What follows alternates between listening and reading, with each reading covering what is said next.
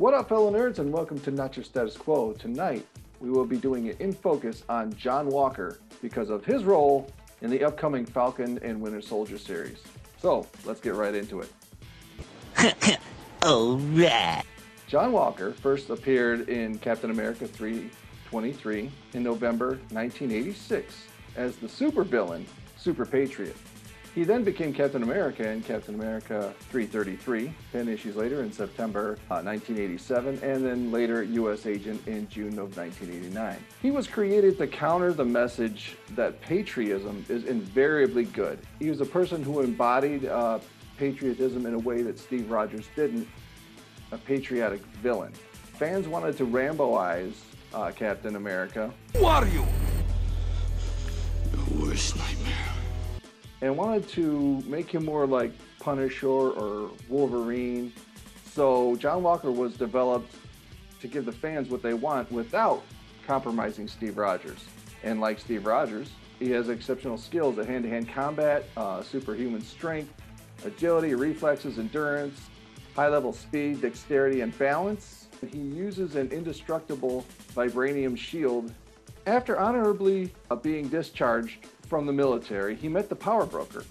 The Power Broker is a mysterious individual who could give people superhuman abilities as a result of experimental mutagenic augmentation, try and say that, process conducted by Carl Malice. If you recognize that name, there's a reason. And if you watch the Jessica Jones series on Netflix, he was actually on that show. He was the person who got Jessica and her mother out of that car accident and gave them superpowers. He was on the show, and he actually kills himself. Spoilers. Damn it. At the end of that show, ends up giving Trish Walker her powers indirectly. He wasn't there, but his formula gave her the powers. That's a background on Malice that he might show up, I would imagine, at some point, but he's not the focus of this video. It's John Walker. Any of you guys got anything else to say about John Walker? Are you done? Are you done? You made a really good point, Dave. I love the fact that you pointed out the idea that that was, at the time, sort of the 80s version of what they considered patriotism. And I think that was what they were really going for. It was sort of a take on what America considered patriotic at the time, where Captain America, the original Captain America, Steve Rogers, was what was considered patriotic during World War II. So I think this was a bit of a meta commentary on what was deemed patriotic in America at the time. So that was a really good point. Now hear this. Now hear this. Going to war. We are standing down. The alert is canceled. Damn it. Maybe next time, sir. But I honestly love that they brought John Walker in for Falcon and the Winter Soldier, because I think a lot of this is going to be about trying to live up and grasp all the facets of what Steve Rogers was and what Captain America is. So you're going to have Sam, who probably doesn't necessarily want to take it, but maybe the best man for the job. You're going to have John Walker, who probably thinks he's the best man for the job, but we know from his history he certainly is not. I mean, John Walker is a man who I think wants to be good, but I think his grasp of what is actually good and fair is a little skewed. He lost the mantle of Captain America in the comics because he was a little too violent with some perps. And I think that's going to play out in this show at some time. And I think that's where the government, probably Thunderbolt Ross, realizes he picked the wrong man for the job. Because I always remember in Captain America, the First Avenger, they talk about, you can make them strong or do all this, but you can't change their heart and the man who they are. And that's why they picked Steve Rogers instead of some of those other soldiers. And I don't think they're going to have that same man to pick the right man. And that's how John Walker comes into the mix. And I think it's going to blow up in their faces and be terrible like it was in the comics. And eventually he's going to come back as U.S. agent, try to help, but, he never really gets along with the other heroes just because he is more of a Punisher type, Wolverine type guy. So, he kind of goes against most other heroes. And I expect that to happen in the MCU. One thing that I want to pose to you guys, and I want to see what you think about this and maybe what our audience thinks about this. This is a good opportunity for you guys to put this in the comments, your thoughts on what I think here. What is the question? Do you guys remember that scene in the Avengers when Nick Fury is explaining to Steve Rogers who the Hulk is and how he developed his formula? He sort of explained that him and many other people were trying to replicate the super soldier serum, only the Hulk was attempting to do it with gamma radiation.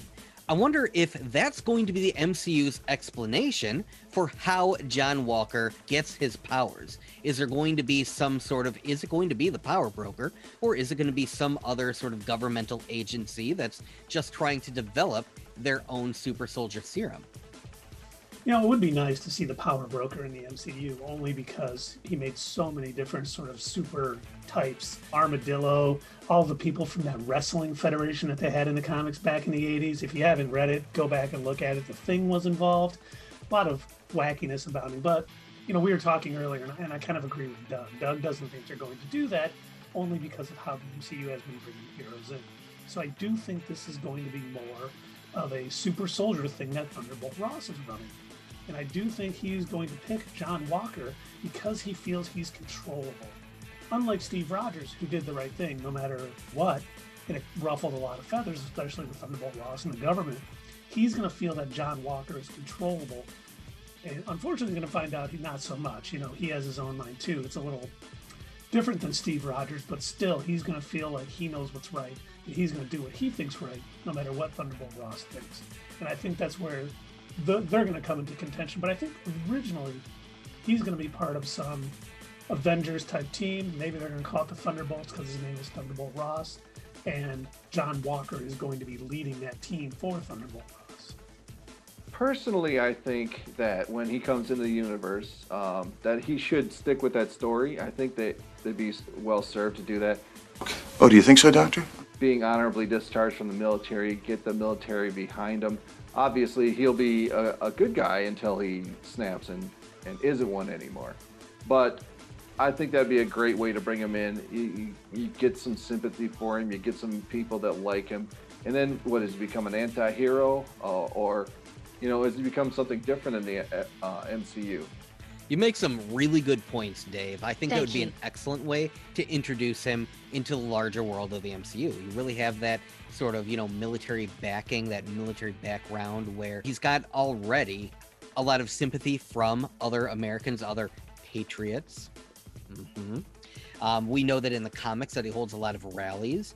And as I was looking up and studying more about John Walker and all of his, you know, his U.S. agent and some of the other names that he took over the years, I noticed some similarities to another individual that if you watch some of our other videos up here, you'll remember that Homelander was very similar. Homelander from The Boys, which you should definitely check out that series and watch our videos on it if you haven't already. Homelander was very similar. He was very patriotic, very America-centric, held a lot of rallies, had a certain group of people that was constantly backing him, and it makes me wonder, because it's already been proven to work with that type of character, where he puts on this front of being the good guy that everybody loves and everything like that. I wonder if this is going to be the MCU version of John Walker. I'd love to know what you guys think. If you want to put it in the comments down below. And also, if you like what we do here, please click the like button, subscribe to the channel, tell all your friends, and do all the other YouTube stuff. And thank you for joining us here at Not Your Status Quo. See you next time.